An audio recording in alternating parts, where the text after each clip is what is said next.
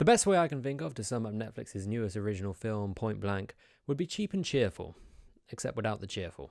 It's another schlocky, run-of-the-mill STM, which to those of you who aren't in the know is a straight-to-Netflix movie. The Gen X version of direct-to-video. Honestly, I wouldn't be surprised if most people didn't even realize this movie was a thing. It was released with little to no fanfare or any kind of push by Netflix. I couldn't even tell if this was a new movie at first. It took like the 7th slot in the trending tab and nowhere else. Not even showing up in the recently added section. That's cold. But anyway, the film is a classic American remake of a superior French film which follows the antics of unlucky career criminal Abe, played by Frank Grillo. Grillo? And his unlikely nurse sidekick, Everyman Paul, played by black action man Anthony Mackie. Seriously, if you're going to cast a reluctant civilian character who gets dragged into a dangerous world against his will, maybe pick someone who's at least a little bit less physically imposing than your main antagonist. So the film opens with Abraham booking it from the scene of a crime to the soundtrack of Tony Hawk's Underground.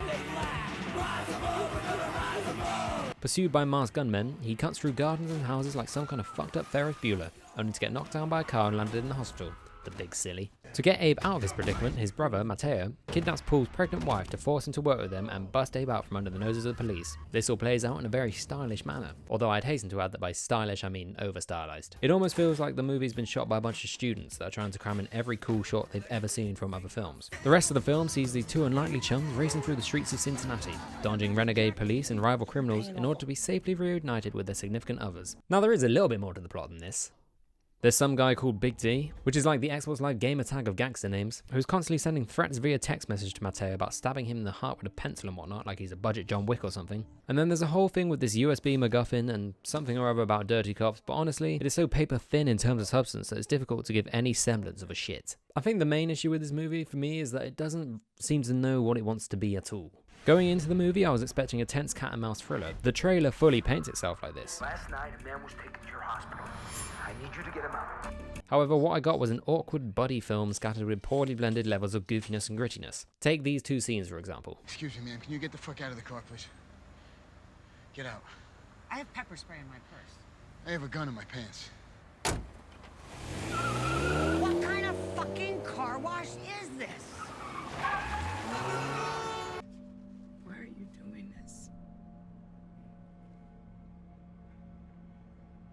Why? It's what we've always done. It's how we've survived. They take place within like 2 minutes of each other. It's just weird. It doesn't work. Now, I'm not saying that this kind of combination can't work. Black comedies like In Bruges are built entirely off of it. But here it just kind of comes off as ill-fitted. Like two writers have just slapped together completely separate halves of a script and called it a day. It's kind of like if you went to McDonald's and asked them to drizzle a McFlurry over your Big Mac.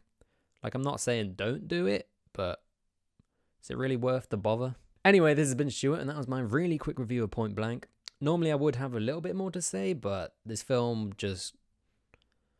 well, there's nothing really more to say. But anyway, if you did like that video, then you might like some of these ones too. And if you didn't like this video, then you still might like some of these ones. You don't know. So you might as well check them out either way. Please.